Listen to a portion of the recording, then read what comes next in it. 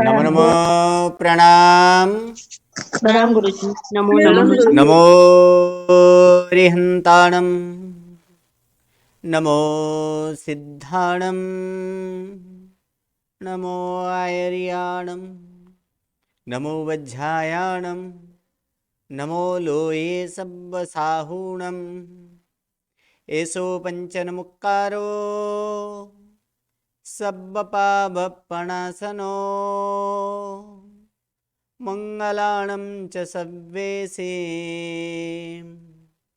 परमं हवै मंगलम्। अज्ञानतिमिरन्धानां ज्ञानाञ्जनशलाकया नेत्रम् उन्मीलितं येन तस्मै श्री गुरवे नमः।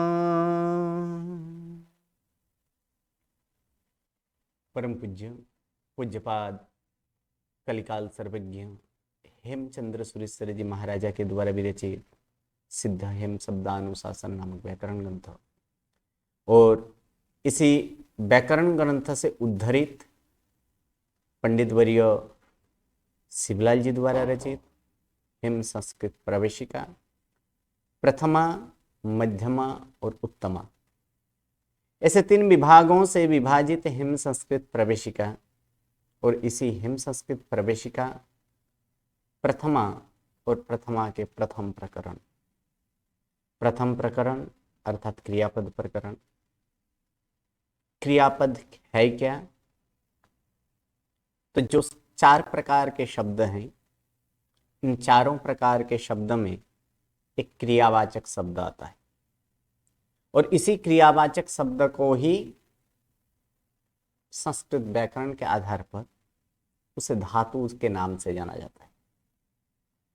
तो यही धातु जो है, जो क्रिया है, उस क्रिया को सूचित करने वाला पद, उसी का नाम है क्रियापद। और यहां पर हम क्रियापद की सिद्धि कर रहे हैं और क्रियापद की सिद्धि के लिए अलग अलग नियमों द्वारा यहाँ पर हम सिद्ध कर रहे हैं। तो फिर से जिसके आधार पर हम सिद्ध कर रहे हैं उन नियमों को हम भूल ना जाएं, इसलिए फिर से एक बार उनको स्मरण करते हैं। स्मरण करते हुए प्रथम एक जो याद करते हुए प्रथम नंबर नियम जो है, वो प्रथम नंबर नियम है कि क्रियावाचक शब्द को धातु कहा जाता है। सेकंड नंबर, वर्तमान काल को निर्देश करने के लिए वर्तमाना विभक्ति के प्रत्यय लगते हैं। नियम नंबर 3, परस्मैपदी धातु के साथ परस्मैपदी के प्रत्यय लगते हैं। नियम नंबर 4, ती आदि प्रत्यय लगने पर धातु को अविकरण प्रत्यय लगता है। नियम नंबर 5, म और व से प्रारंभ होने वाले प्रत्यय के पहले अगर अ हो तो अ का आ होता है। नियम नंबर 6, ती आदि प्रत्यय जिसे लगे हो उसे पद कहते हैं। नियम नंबर 7, पद के अंत में स हो तो उसका र हो जाता है। नियम नंबर 8, पद के अंत में रहे र के बाद विराम अथवा तो अघोष व्यंजन हो तो र का विसर्ग हो जाता है। नियम नंबर 9, अ के बाद अ या ए आए तो पूर्व के अ का लोप होता है। नियम नंबर 10, विकरण प्रत्यय अपूर्व धातु के उपांत्य ह्रस्व नामिसर का गुण होता है। नियम नंबर 11, रु वर्ण का गुण और ई वर्ण का गुण ए तथा उ वर्ण का गुण ओ होता है। नियम नंबर 12, विकरण प्रत्यय अपूर्व धातु के अंत्य ह्रस्व या दीर्घ नामी स्वर का गुण होता है। नियम नंबर 13, ए, ऐ, ओ, औ के बाद कोई भी स्वर आए तो उसके स्थान पर क्रमानुसार ऐ, आय, औ तथा आव होता है। नियम नंबर कितना हुआ? 13। नियम नंबर 14, चौथे गण के धातुओं को य विकरण प्रत्यय लगता है। नियम नंबर 15, य विकरण प्रत्यय लगने पर चौथे गण के धातुओं का गुण नहीं होता है। नियम नंबर 16, छठे गण के धातु को अविकरण प्रत्यय लगता है। नियम नंबर 17, अविकरण प्रत्यय लगने पर छठे गण के धातुओं को गुण नहीं होता है। नियम नंबर 18, 10वें गण के धातुओं को अपना ई प्रत्यय लगाया जाता है। नियम नंबर 19, ई प्रत्यय लगने के बाद पहले गण की तरह अविकरण प्रत्यय लगता है और गुण होता है। नियम नंबर 20, ई प्रत्यय लगने के बाद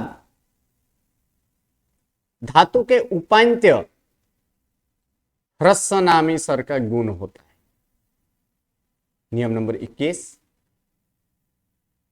ई प्रत्यय लगने के बाद धातु के उपांत्य अ तथा अंत्य ह्रस्व या दीर्घ नामी स्वर की वृद्धि होती है। नियम नंबर 23, यही नियम नंबर 22, 22वां नियम नंबर में क्या है? अ की वृद्धि आ, रु वर्ण की वृद्धि आर, ई वर्ण की वृद्धि ऐ तथा उ वर्ण की वृद्धि औ होती है। अंतिम नियम, नियम नंबर 23, कुछ ऐसे धातु हैं जिसमें गुण या तो वृद्धि नहीं होता है। तो ये धातु कौन से? तो ये 5 धातु हैं, कत, गण, रच, स्पृह तथा मृग। इन 5 धातुओं में गुण तथा वृद्धि नहीं होती। ये 23 नियम है और इसी 23 नियम के आधार पर हम क्रियापद की सिद्धि कर रहे हैं। अब तक प्रथम गण, चतुर्थ गण, षष्ठम गण और दसम गण जो है, उन्हीं 10वें गण के धातुओं की क्रियापद की हम सिद्धि कर रहे हैं। और 10वें गण के धातु कितने प्रकार के हैं? 10वें गण के धातुओं को हम कितने विभाग से विभाजित कर सकते हैं? 3 विभाग से। प्रथम नंबर, गुण रहित। कुछ ऐसे धातुएं हैं 10वें गण के जिसमें गुण नहीं होता है, उसे गुण रहित धातुएं बोला जाता है। कुछ धातुएं ऐसे हैं कि जिसमें गुण होता है, तो वो गुण सहित। और कुछ धातुएं ऐसे भी है कि जिसमें वृद्धि होती है, तो उसे वृद्धि सहित। इस प्रकार 10वें गण के 3 प्रकार के ऐसे धातु हैं, उनमें गुण रहित धातुओं के हम क्रियापद की सिद्धि कर रहे हैं। जैसे कि हम सिद्ध किए थे चिंतयामि, चिंतयावह, चिंतयामः, चिंतयसि, चिंतयथः, चिंतयथ, चिंतयति, चिंतयतः और अब जो बाकी है एक, वह है चिंतयन्ति, अन्य पुरुष बहुवचन। चिंत धातु 10वें गण, अन्य पुरुष बहुवचन। तो उसी प्रकार से होगा, सिर्फ एक नियम में थोड़ा सा चेंज करना है। तो क्या करना है? तो चलिए साथ में सिद्ध करते हैं। नियम नंबर 1 क्या लगेगा? नियम नंबर 1 में कि क्रियावाचक शब्द को धातु कहा जाता है। धातु आएगा चिंत। नियम नंबर 2, वर्तमान काल को निर्देश करने के लिए वर्तमाना विभक्ति के प्रत्यय लगते हैं। धातु आएगा चिंत। नियम नंबर 3, परस्मैपदी धातु के साथ परस्मै पदी के प्रत्यय लगते हैं। चिंत प्लस अन्य पुरुष बहुवचन है, तो अन्य पुरुष बहुवचन का प्रत्यय क्या है वर्तमान काल में? तो उत्तम पुरुष एक वचने मी, उत्तम पुरुष द्विवचने वस, उत्तम पुरुष बहुवचने मस, मध्यम पुरुष एक वचने सी, मध्यम पुरुष द्विवचने थस, मध्यम पुरुष बहुवचने थ, अन्य पुरुष एक वचने ती, अन्य पुरुष द्विवचने तस। अब आएगा अन्य पुरुष बहुवचने अंति, तो प्रत्यय क्या लगेगा यहां पर? अंति, अर्थात चिंत प्लस अंति। अब नियम नंबर 4, 10वें गण का धातु है, यानी अपना ई प्रत्यय तो लगाना है ही, यानी यहां पर हम क्या लगाएंगे कि 10वें गण के धातुओं को अपना ई प्रत्यय लगता है, इस ये नियम लगाएंगे। तो इस ये नियम लगाने पर क्या हो जाएगा? तो चिंत प्लस ई प्लस अंति। उसके बाद लगेगा कि ई प्रत्यय लगने के बाद पहले गण की तरह अविकरण प्रत्यय लगता है और गुण होता है, तो यहां पर भी कर देंगे चिंत प्लस ई प्लस अ प्लस अंति। अब गुण होता है, किस प्रकार का गुण होगा तो वो यहां पर दर्शाएंगे कि विकरण प्रत्यय अपूर्वे धातु के अंत्य ह्रस्व या दीर्घ नामी स्वर का गुण होता है। सेम टू सेम रख देंगे, चिंत प्लस ई प्लस अ प्लस अंति। अब गुण क्या होता है वो गुण यहां पर दिखाएंगे। तो गुण क्या होता है? तो रू वर्ण का गुण अर, ई वर्ण का गुण ए, उ वर्ण का गुण ओ होता है। तो यहां पर ई वर्ण अर्थात ह्रस्व ई है, तो इसका गुण हो जाएगा ए, अर्थात चिंत प्लस ए प्लस अ प्लस अंति। अब उसके बाद लगाएंगे ए, ऐ, ओ, औ के बाद कोई भी स्वर आए तो उसके स्थान पर क्रमानुसार ऐ, आय, औ तथा आव होता है। इसमें ए, तो ए के स्थान पर क्या होगा? ऐ होगा, अर्थात चिंत प्लस ऐ प्लस अ प्लस अंति। अब यहां पर एक नियम हम ऐड करेंगे अलग, कौन सा? तो 9वां नंबर नियम। तो 9वां नंबर नियम क्या था? अ के बाद अ या ए आए तो पूर्व के अ का लोप होता है। देखिए अ प्लस अंति हम क्या बोलते थे अभी तक? चिंत प्लस आई प्लस अ प्लस अंति। तो अ के बाद अंति, अंति का क्या है? अ आया है कि नहीं?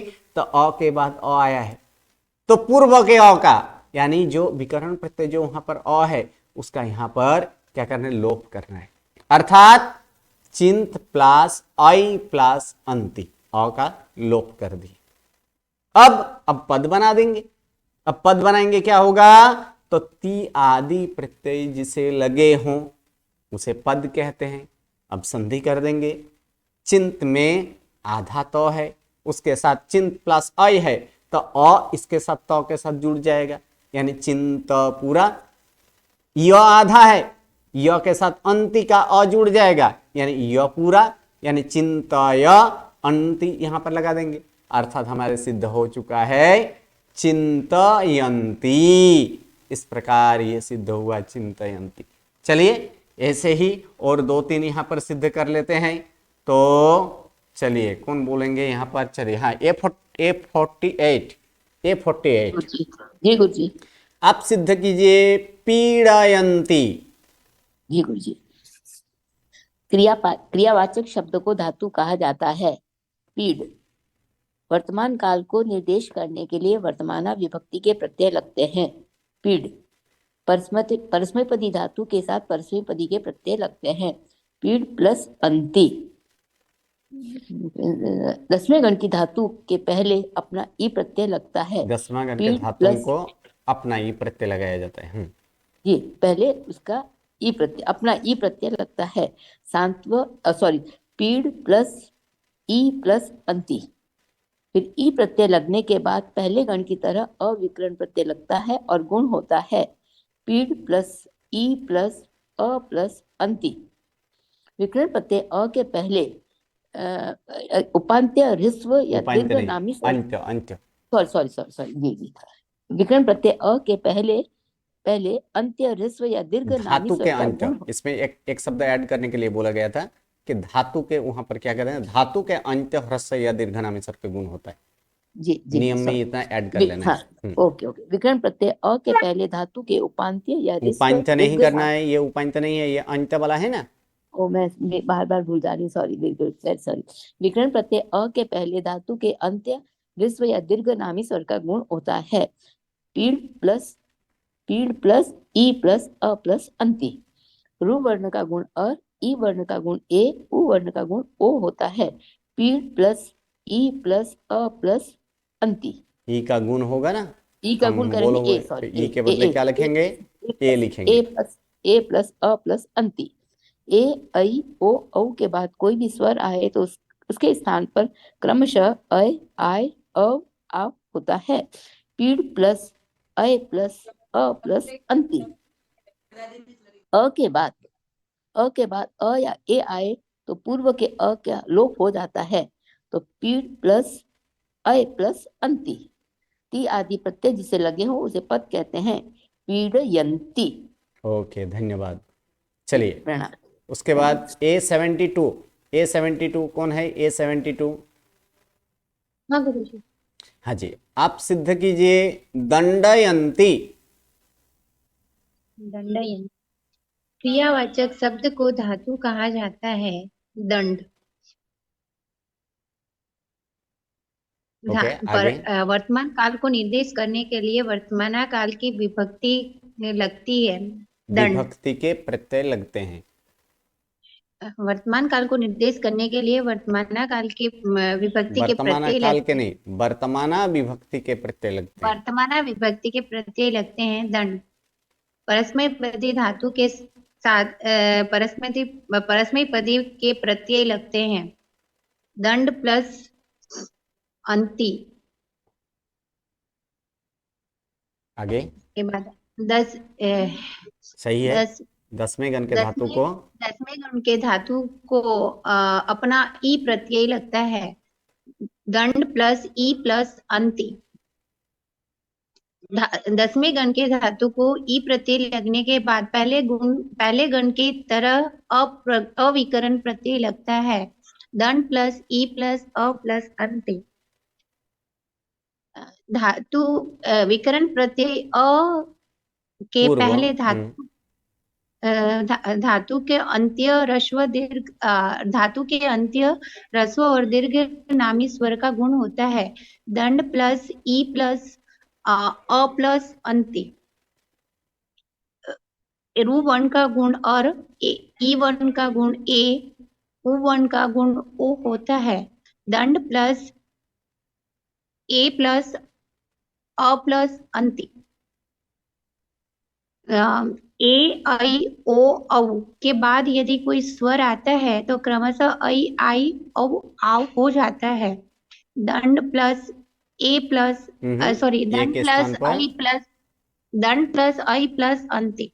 दंड प्लस आई प्लस अ प्लस अंति। सॉरी दंड प्लस ऐ प्लस अ प्लस अंति। अविकरण प्रत्यय के बाद यदि अविकरण प्रत्यय नहीं अ, बोलना है, क्या क्या बोलना है, अ के बाद। अ के बाद यदि अ, अ अ या के ए बाद आए यदि तो। हाँ अ के बाद यदि अ या ए आए तो पूर्व के अ का लोप हो जाता है दंड प्लस ऐ प्लस अंति। ती आदि प्रत्यय जिसे लगे हो उसे पद कहते हैं दंडयंती। ओके, धन्यवाद। चलिए A50, हाँ जी गुरु जी, प्रणाम गुरु जी। आप सिद्ध कीजिए पूजयंती। जी गुरु जी। क्रियावाचक शब्द को धातु कहते हैं पूज।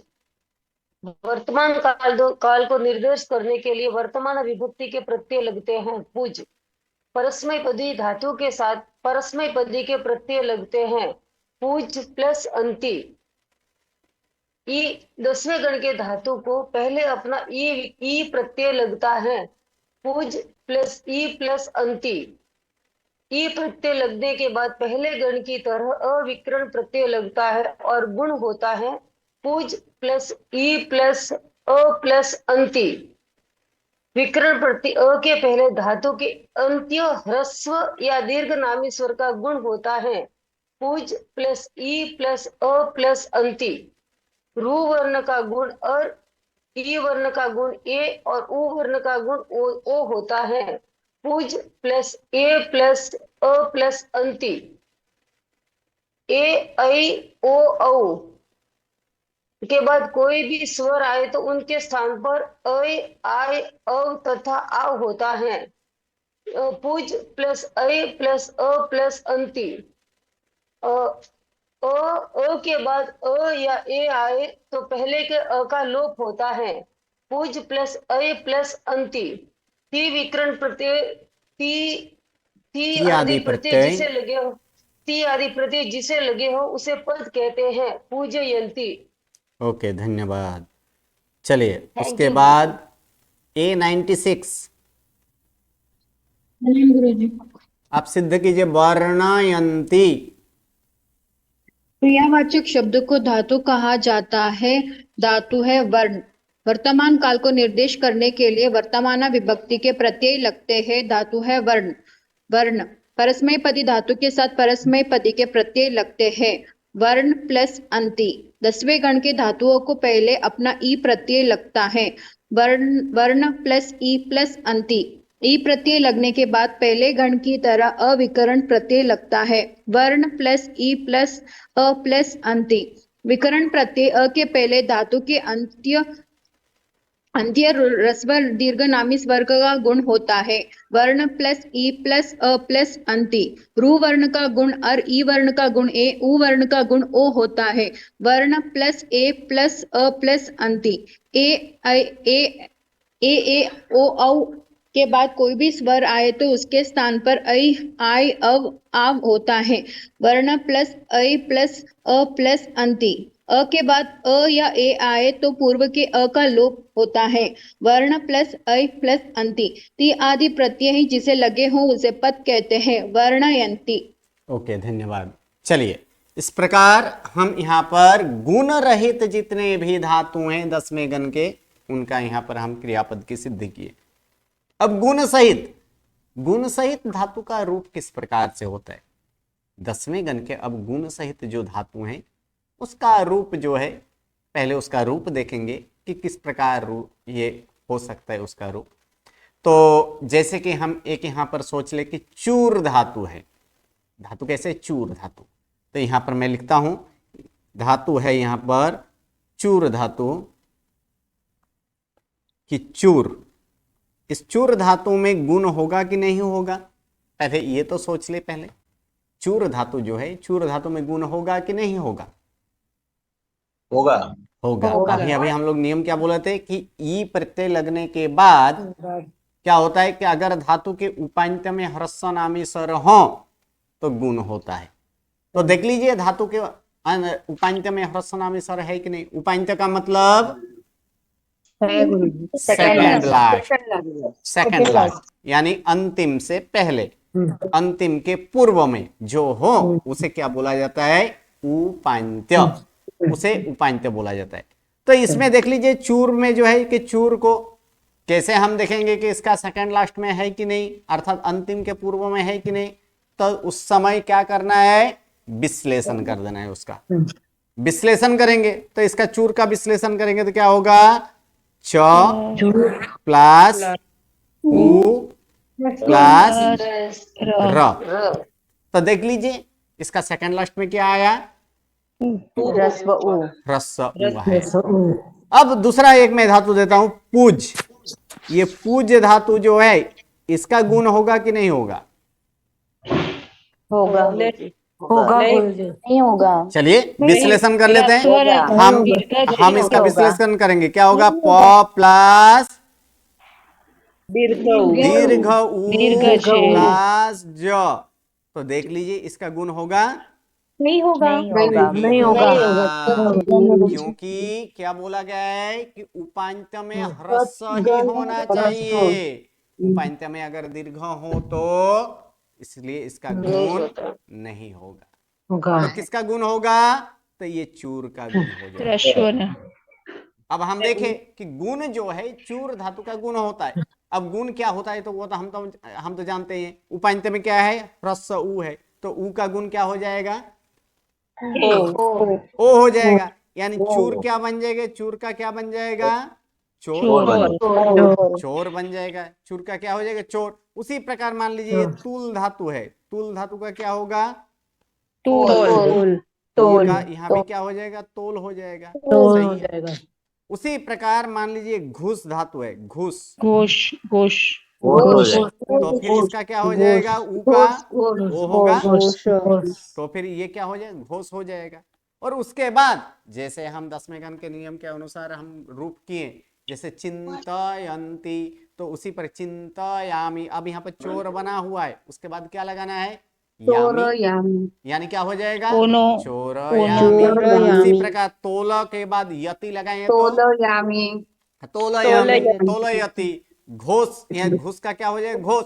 और घोष के बाद उसी प्रकार से यहाँ पर करेंगे तो फिर क्या होगा? घोषयामी। तो इस प्रकार का यहाँ पर हम रूप देखेंगे जिसका अब गुण होता है वैसे। तो देखिए यहाँ पर क्या है? चोरयामी। यानी इसका हम एक बार सारे के सारे एक बार म्यूट हो जाएंगे। साथ में बोलना तो है, लेकिन किस प्रकार से? म्यूट के अवस्था में।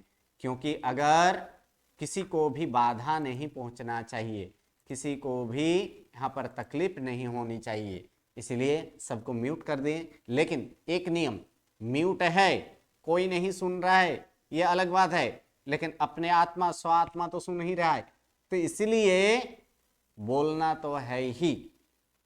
आपकी आवाज किसी दूसरे तक नहीं पहुंचेगा, वो अलग बात है, लेकिन याद करने के लिए, स्मरण करने के लिए ये साथ साथ में तो बोलना है। तो इसका ये रूप जो है कि किस प्रकार से होता है, तो उसको यहाँ पर देखेंगे कि जो यहाँ पर दिया गया है कि चूर धातु है, गुण सहित धातु है, 10वें गण की गुण सहित धातु है चूर धातु, जिसका अर्थ है चोरी करना। और चोरी करना के लिए जब चूर धातु आएगा तो उस टाइम उसका रूप क्या होगा?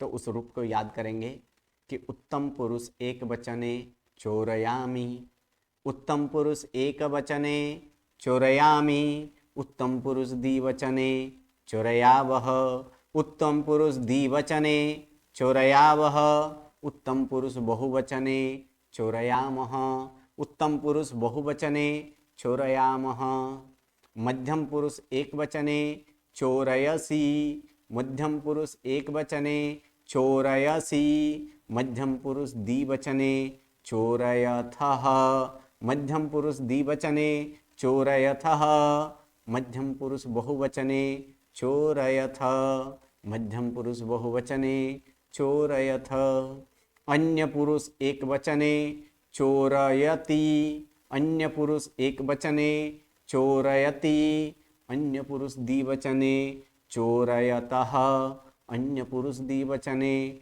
चोरयतः, अन्य पुरुष बहुवचने चोरयन्ति, अन्य पुरुष बहुवचने चोरयन्ति। फिर से एक बार बोलेंगे साथ में। उत्तम पुरुष एक वचने चोरयामि, उत्तम पुरुष द्विवचने चोरयावह, उत्तम पुरुष बहुवचने चोरयामः, मध्यम पुरुष एक वचने चोरयसि, मध्यम पुरुष द्विवचने चोरयथः, मध्यम पुरुष बहुवचने चोरयथ, अन्य पुरुष एक वचने चोरयति, अन्य पुरुष द्विवचने चोरयतः, अन्य पुरुष बहुवचने चोरयन्ति। इस प्रकार कभी कभी इसका उच्चारण में हम सब गलत कर देते हैं, गलत उच्चारण कर देते हैं। चोर, यहाँ पर र संपूर्ण है, देखिए र आधा है नहीं है, र संपूर्ण है, तो उस समय र की उच्चारण संपूर्ण करना है, र के बाद अ का उच्चारण करना है। लेकिन कभी कभी हम ये गलत बोल देते हैं और गलत के साथ चोरियामी ऐसे बोल देते हैं, चोरियसी, चोरियति, तो चोरियति चोरियामी इस तरह करें तो र को क्या होना चाहिए, तो उस समय आधा, और आधा र हो तो फिर वो क्या हो जाएगा, रेफकार में आ जाएगा, जबकि ये र आधा नहीं है, ये तो र संपूर्ण है, इसलिए चोर, र का उच्चारण संपूर्ण करना है, चोरयामी, चोरियामी नहीं, क्या है, चोरयामी, चोरयावह, चोरयामः, चोरयसि, चोरयथः, चोरयथ, चोरयति, चोरयतः, चोरयन्ति, इस पर। नहीं तो कभी कभी ऐसे उच्चारण करते हैं, चोरियामी चोरियावह, ये गलत है, ऐसे नहीं करना है, र को संपूर्ण बोलना है। उसी प्रकार दूसरा मैं धातु देता हूं, यहाँ पर क्या है, यहाँ पर घुस धातु है, तो घुस धातु का रूप क्या होगा, तो उत्तम पुरुष एक वचने घोषयामी, उत्तम पुरुष द्विवचने घोषयावह, उत्तम पुरुष बहुवचने घोषयामः, मध्यम पुरुष एक वचने घोषयसि, मध्यम पुरुष द्विवचने घोषयथः, मध्यम पुरुष बहुवचने घोषयथ, अन्य पुरुष एक वचने घोषयति, अन्य पुरुष द्विवचने घोषयतः, अन्य पुरुष बहुवचने घोषयन्ति। चलिए 1 2 3 4 यहाँ पर रूप का अभ्यास कर लेते हैं। एक बार पहले सारे के सारे एक बार हैंड राइजिंग जो है उसको नीचे कर दें, उसके बाद जब बोला जाए उसके बाद हैंड राइजिंग करना है, सभी हाथ निकाल दें, हैंड राइजिंग जो है उसको नीचे कर दें। ओके, धन्यवाद। अभी नहीं, जब बोलें उसके बाद। अब इसको किसी को हैंड राइजिंग नहीं करना है, जिसका मैं नंबर बोलूं उसे बोलना है, ठीक है। चलिए A14, प्रणाम गुरुजी। हाँ जी, आप रूप बोलिए, यहीं पे घुस धातु का जो यहाँ पर है, घुस धातु का ही रूप बोलिए, हैंड राइजिंग नहीं करना है, हैंड राइजिंग नहीं करना है किसी हाँ को। गुरुजी। उत्तम पुरुष एक वचने घोषयामि, उत्तम पुरुष द्विवचने घोषयावह, उत्तम पुरुष बहुवचने घोषयामः, मध्यम पुरुष एक वचने घोषयसि, मध्यम पुरुष द्विवचने घोषयथः, मध्यम पुरुष बहुवचने घोषयथ, अन्य पुरुष एक वचने घोषयति, अन्य पुरुष द्विवचने घोषयतः, अन्य पुरुष बहुवचने घोषयन्ति। ओके, धन्यवाद। चलिए A95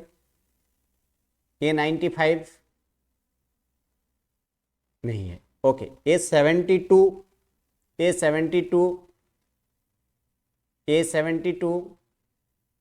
नहीं है। ओके, A15, हाँ गुरुजी। हाँ जी A72 है। ओके, आप बोलिए तुल धातु का रूप बोलिए, तुल।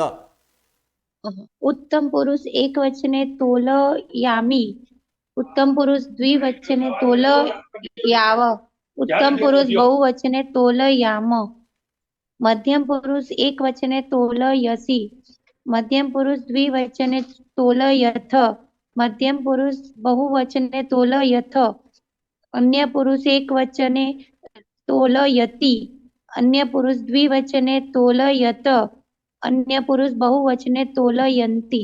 ओके, धन्यवाद। चलिए A9 प्रणाम सर। हाँ जी, आप बोलिए चिंत धातु का ही रूप बोलिए। जी। उत्तम पुरुष एक वचन चिंतयामि, उत्तम पुरुष द्विवचन चिंतयावः, उत्तम पुरुष बहुवचन चिंतयामः, मध्यम पुरुष एक वचन चिंतयसि, मध्यम पुरुष द्विवचन चिंतयथ, मध्यम पुरुष बहुवचन चिंतयथ, अन्य पुरुष एक वचन चिंतयति, अन्य पुरुष द्विवचन चिंतयतः, अन्य पुरुष बहुवचन चिंतयन्ति। चिंतयन्ति। ओके, धन्यवाद। चलिए उसके बाद A15 प्रणाम सर। हाँ जी, A33 म्यूट कर लें, A33 म्यूट कर लें। A33 कौन है, म्यूट कर लें। 33 म्यूट कर लें। ममता जैन म्यूट प्लीज।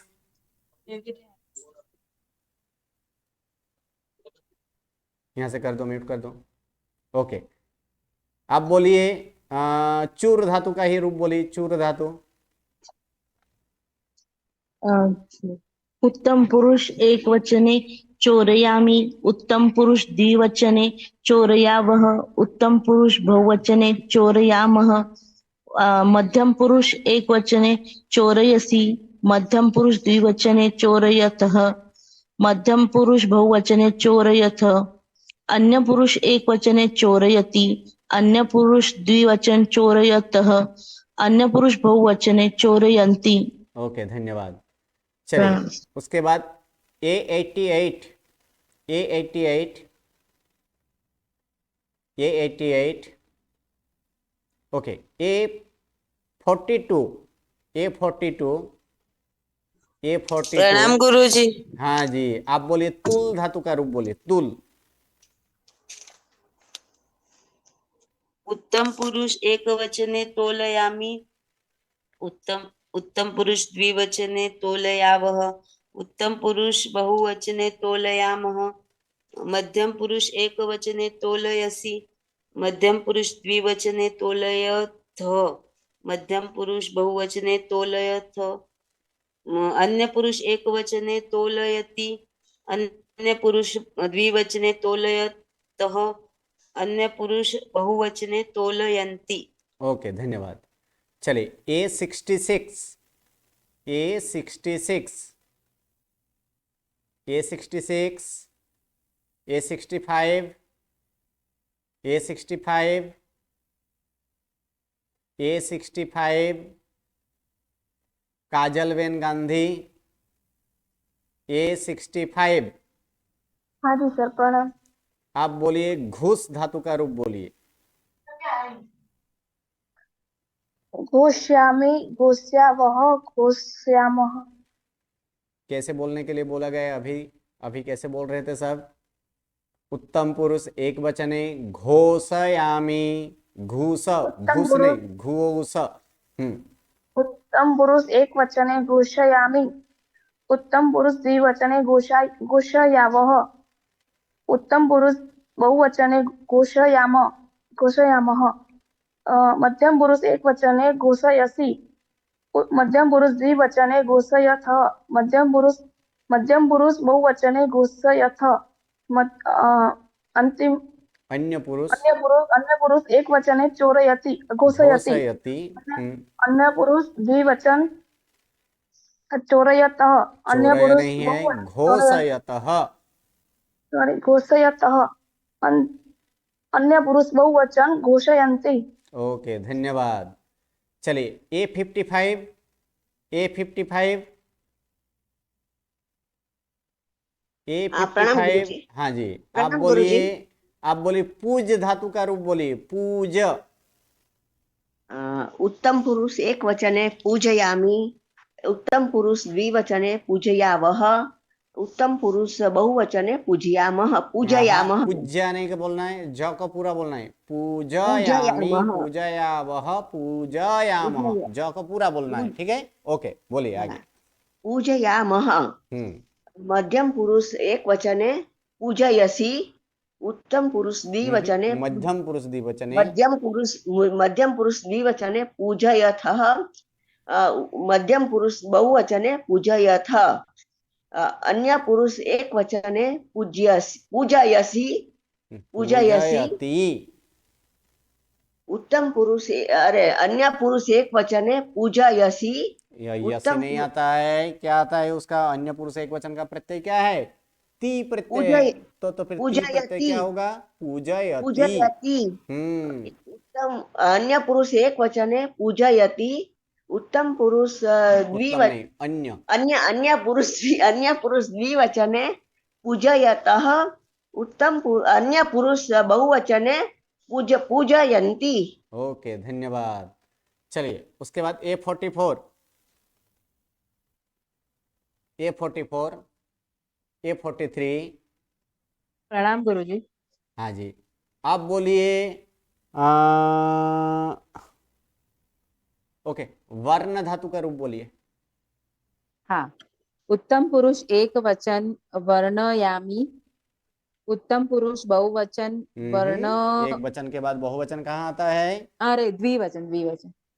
उत्तम पुरुष द्विवचन वर्णयावः, उत्तम पुरुष द्विवचन वर्णयामः, द्विवचन बार वर्णयाम, बार आएगा। अरे द्विवचन के बाद क्या है? बहुवचन। बहुवचन, बहुवचन। मध्यम पुरुष एक वचन वर्णयसि, मध्यम पुरुष द्विवचन वर्णयथ, मध्यम पुरुष बहुवचन वर्णयथ, अन्य पुरुष एक वचन वर्णयति, अन्य पुरुष द्विवचन वर्णयत, અને द्विवचन अन्य पुरुष वर्णयन्ति। अन्य पुरुष द्विवचन नहीं, बहुवचन।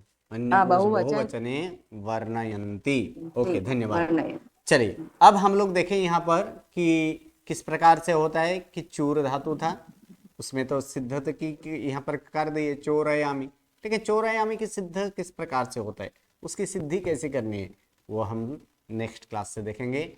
जितने भी क्रिया, ये क्रियापद की जो गुण सहित जो क्रियापद है उसकी सिद्धि हम नेक्स्ट क्लास से देखेंगे। नमो नमः। प्रणाम गुरुजी। प्रणाम।